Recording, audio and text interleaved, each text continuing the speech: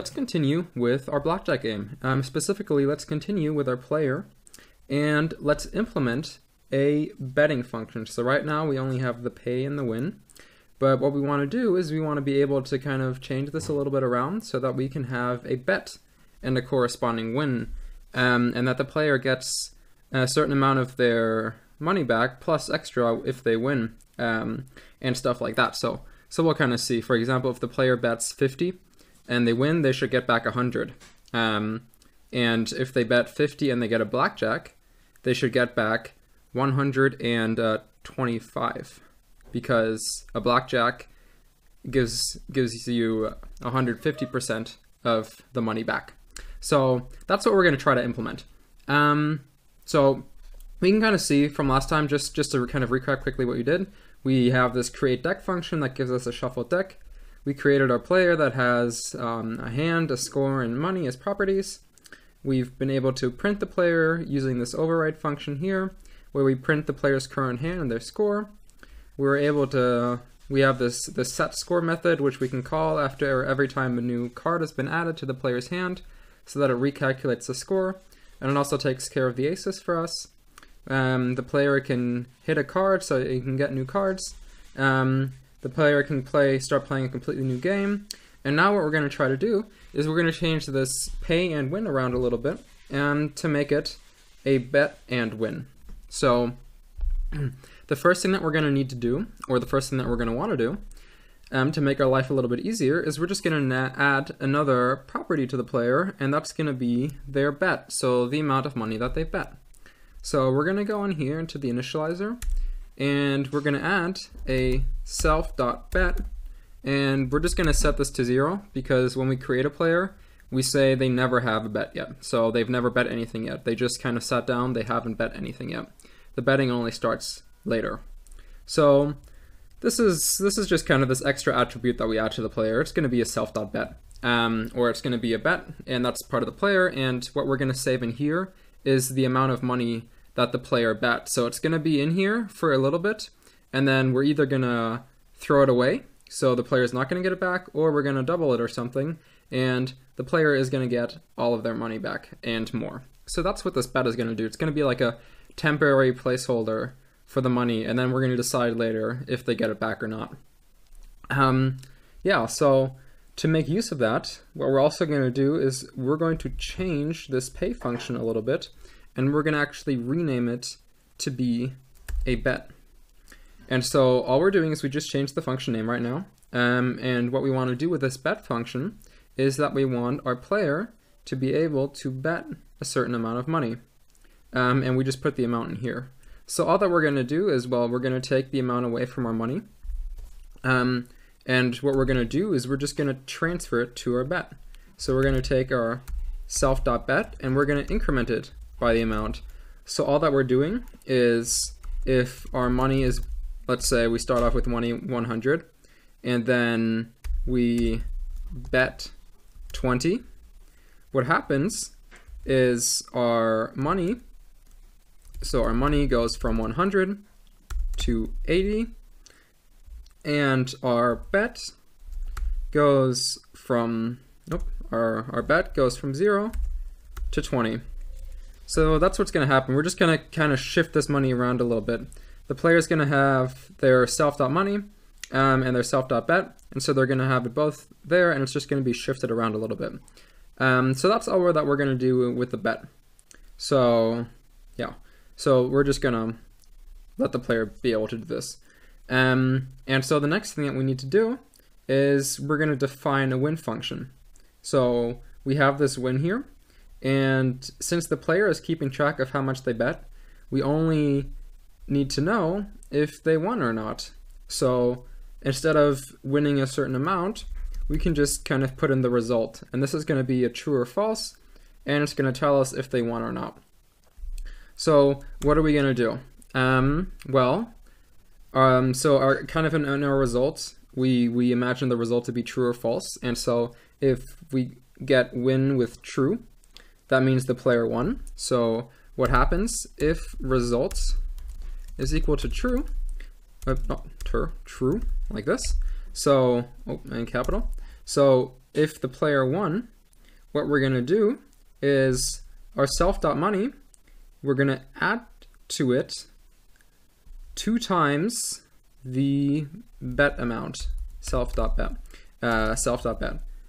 So why 2 times? Well, it's just standard that if you win, then you kind of get double what you bet. So if I bet 50 and I win, then I get 100 back. So the 50 that I bet plus the extra 50. And since we kind of took away some money into the bet, so since we put, well, in this case, we put 20 into the bet, then if we win, we get our 20 back from the bet, and we get an extra 20 from winning the bet. So we kind of get 2 times because we took it away first, so we have to get twice this. And then we also have to change our bet back to 0. So self.bet is going to be equal to 0. So we're just going to reset our bet. So we won, we get some money, and our bet goes back to 0. And if the result isn't true, so else, our self.bet is also going to be equal to 0. So what happens if we win? If we win, well, we get twice the amount that we bet. So we get our bet back plus the same amount in winnings, and our bet goes to 0. Otherwise, we just lose our bet. So effectively, we lost money. So our money went here, for example, from 100 down to 80, and then our bet went from 0 to 20. And if we lose, then our bet's going to go down to 0. And so now the money is kind of gone. It's disappeared. We've lost it. So this is the simple kind of win function. We should take care of one more thing, and that is if we have a blackjack or not. So how are we going to take care of that? Well, we should probably check for the special situation of if we have a blackjack. So what we can do, for example, to check for that is if our so first of all, let's consider what do we need for a blackjack? Well, for a blackjack, we need 2 cards and we need a score of 21. So a blackjack is if we have 21 with 2 cards. Those are the kind of requirements. So the first thing that we need to check is if our self.score is equal to 21. So is our score equal to 21? Well, there's one more condition that we need. So just being equal to 21 doesn't give us a blackjack because we could have 777, for example. So if our self.score is equal to 21 and so now we need to find the length of our self.hand. So how many cards do we have in our hand? So we're going to look at the length of our self.hand. If this is equal to 2, so what are we doing here? We're checking first if our score is 21 and if we have 2 cards in our hand. So if we remember our self.hand, so the hand attribute of the player contains an array. And if the length of this array is 2, that means we have 2 cards in our hand. So if we have 2 cards and our score is 21, then we have a blackjack. So if that's the case, then what we can do is our self.money is we're going to add, and now instead of adding 2 times, we're actually going to get 2.5 times our self.bet. So we get a little extra for getting a blackjack. So that's why we need to take care of this blackjack example, because if we get a blackjack, we get a little bit of extra, so we get 2.5 times instead of just 2 times. Yeah, and else we're just going to get 2 times. And then no matter what happens, we set our bet back to 0. So what did we do here? Well, if the result is true, so if we won, then we're going to check, is our score 21 and do we have 2 cards in our hand? If yes, that means we have a blackjack. And that means we're going to get 2.5 times the bet that we put in. Otherwise, we're just going to get 2 times. So in either case, we won. We just want to see now how much we won. And after we added the money, we're going to reset our bet back to 0. And if we didn't win, well, we're just going to put our bet to 0. So yeah, so this is how we've dealt with the bet function. So we have, maybe one thing that's important to note too is that we have a bet method that belongs to the player. So we can call, so here inside the player, we can call the player.bet as a method, so if we put brackets around, and we can also call the attribute. So let's just see that in a second, and maybe let's take away this pay function because it doesn't really make any sense anymore because we don't have it anymore. But instead, let's go into player 1 and let's bet 20.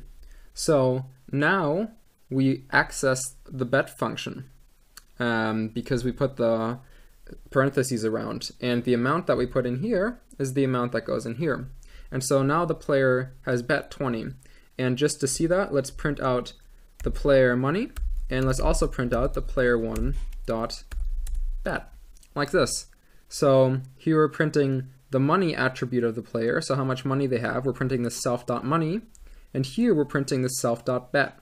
So here we access the bet method because we use the parentheses after the name here, but here we're accessing the bet attribute because we didn't put any parentheses behind.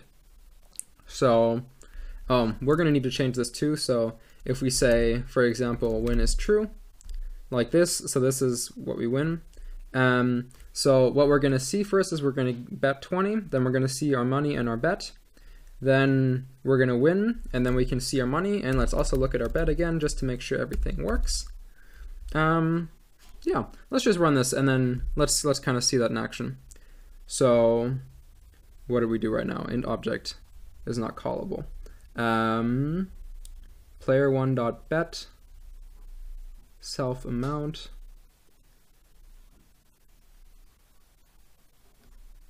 Maybe we do have to change the name here, so what if we put in bet money? Let's see if that changes anything. Okay, so we actually did have a naming problem, and Python doesn't like it if we have the name of our variable and the name of our method the same. So we just saw we got an error, and that's because we can't, we kind of had a name clashing. We had the bet method here and the bet attribute here. So we had to change the name of our bet, and now it all works. So what are we getting? Well, we get our shuffle deck, we get our cards and our score, then we hit 2 more cards, hit 2 more aces from here, and we see our cards and our score again. Then we bet 20, and we see our money here, and our bet here, and now we win. And so we see our money here now, and well, we see our money here, and our bet's 0. And now we see here our player 1, and then we kind of play again, so we play a new round. This time we see our cards as an ace and a king, which gives us a score of 21, and we see our money. So what happens if we now just maybe bet and win one more time, just to make sure the blackjack function wins too? So if we go into, if we say player1.bet, we have to call it, it's called bet money. So if we go into player 1 and we bet money, let's say we bet another 20, and then we're going to say player1.win, win, and the result's going to be true. So player 1 is going to win. And then let's just look at our player1.money and our player1.bet again.